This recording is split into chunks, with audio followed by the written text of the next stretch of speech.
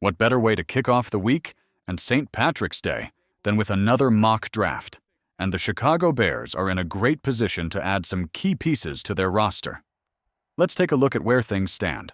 After a few off-season trades, the Bears have 6 draft picks. Number 10, number 39 via Carolina, number 41, number 72, number 148, number 233 from Cincinnati via the Khalil Herbert trade, and number 240.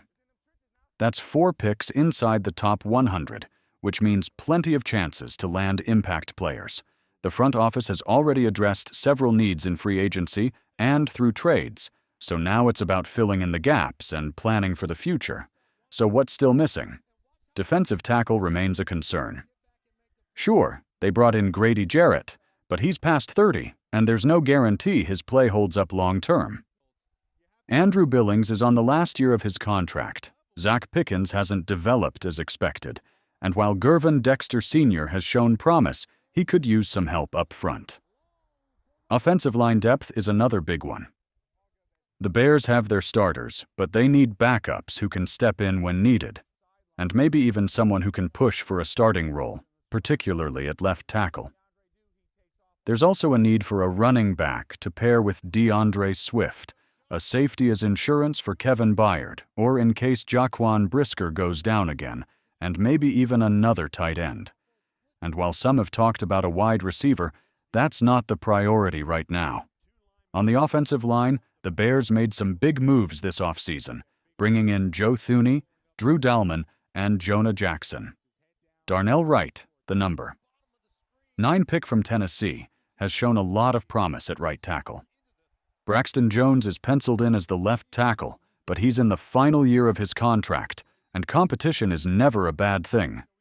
That's why, with the 10th overall pick, I have the Bears selecting Will Campbell, left tackle out of LSU. There's been some debate about his arm length and his aggressive playing style, but he's a blue-chip talent with the tools to succeed. He's one of the best left tackles in this draft, both in terms of performance and durability. An open competition between Campbell and Jones would be a smart move for the Bears, and if Campbell wins the job, great. If not, he can sit behind Thuney at left guard and develop. Either way, he adds serious value to the O-line. Campbell checks a lot of boxes: 6 feet 6 inches, 323 pounds, strong run blocker, and a reliable pass protector. His PFF grades back it up: 72.2 overall, 69.7 in run blocking, 80.6 in pass blocking. Last season, he allowed just 2 sacks, 5 QB hits, and 11 pressures. That's the kind of protection you want if Caleb Williams is leading the passing attack. He's also a great athlete: 32-inch vertical, nearly a 10-foot broad jump, and a 4.98 40-yard dash at his size.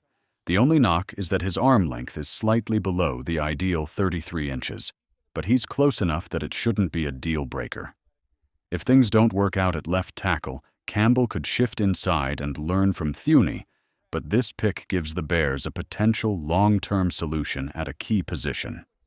Braxton Jones is in a contract year, and Campbell could be ready to take over in 2025.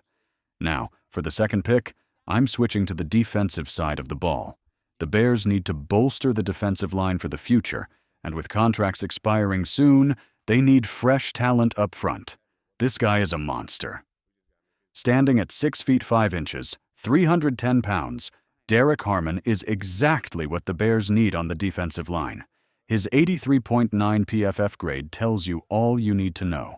This is a disruptive force. His pass rush is elite, sitting at 86.3, and his run defense is just as strong at 80.5. He's not just a space eater, he's a playmaker. Last season, he racked up 5 sacks, 7 quarterback hits, and 43 pressures. He's always in the backfield, making life miserable for opposing quarterbacks. Now, imagine putting him next to Gervin Dexter Sr., Montez Sweat, and DeMarcus Walker. That's a defensive front that can dominate for years. And let's not forget, Andrew Billings is in the final year of his contract, and Zach Pickens hasn't panned out. Harmon steps in as the future of this unit. Athletically, he checks all the boxes. A 34-inch vertical means he can swat down passes. His 34 and 3/8 inch arms give him incredible reach, and those massive 10 and 3/8 inch hands let him control blockers with ease. And despite his size, he moves, running a 4.95 in the 40-yard dash. That's rare speed for a guy his size. The Bears get a steal at number 39 with Harmon, locking down a key piece for the defensive line. But they're not done. Just 2 picks later, at number 41, the Bears make another move, this time on offense. They grab a powerful, dynamic running back in Kaleb Johnson from Iowa. Johnson is a bruiser. At 6'0", 225 pounds, he's built to punish defenders. He's not just big, he's productive, posting an 86.5 PFF grade, averaging 6.4 yards per carry, and racking up over 1,500 rushing yards with 21 touchdowns last season. He's the type of back that wears down a defense and takes over in the fourth quarter. His speed, not elite, but good enough. A 4.57 in the 40-yard dash isn't blazing, but it's solid for a power back. He's not a home run hitter like Jahmyr Gibbs, but he's the guy who moves the chains and breaks tackles. Think of the David Montgomery-Jahmyr Gibbs duo in Detroit.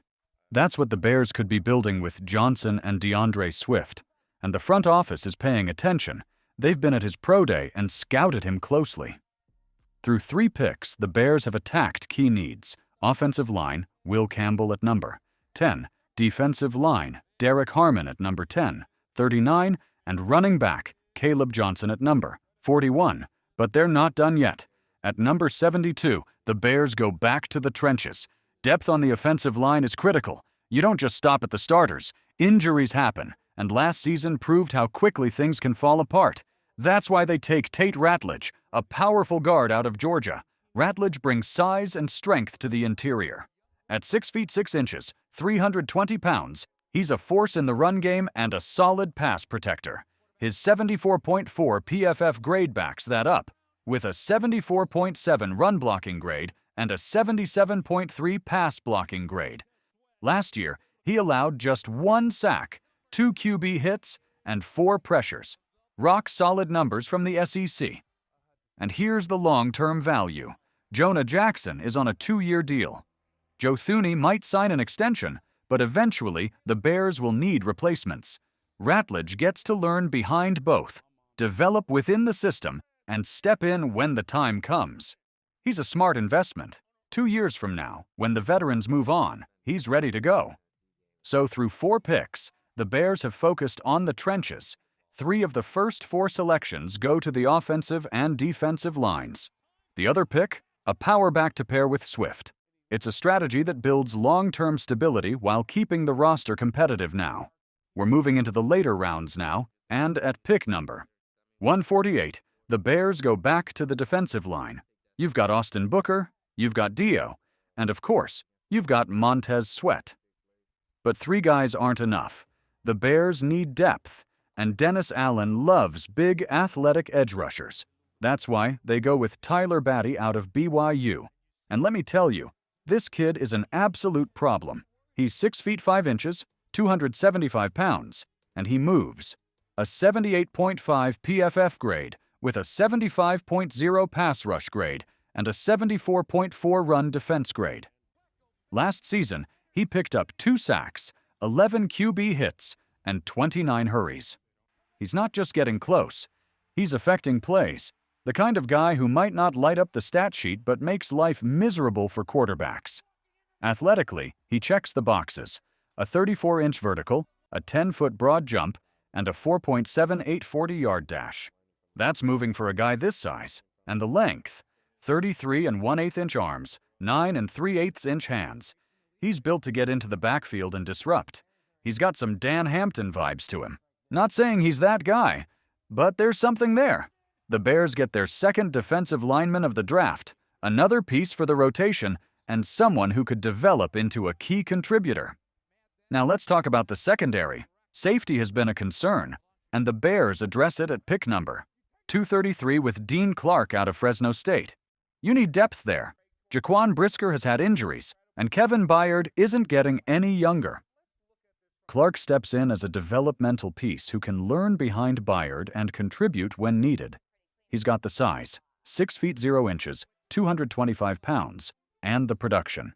An 86.5 PFF grade, 69 total tackles, and a passer rating allowed of just 81.3. He also forced 7 incompletions last season.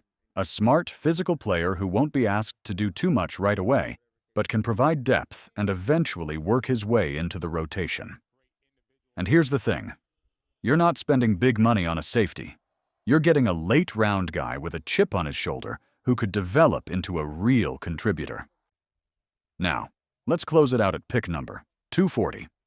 The Bears add speed at wide receiver with Felton out of Maryland. You want a big play threat? This guy is it. Felton is 6 feet 2 inches, 186 pounds, and ran a 4.37 40-yard dash. He's got the speed to take the top off a defense and the leaping ability to go get it. His 39.5-inch vertical proves that.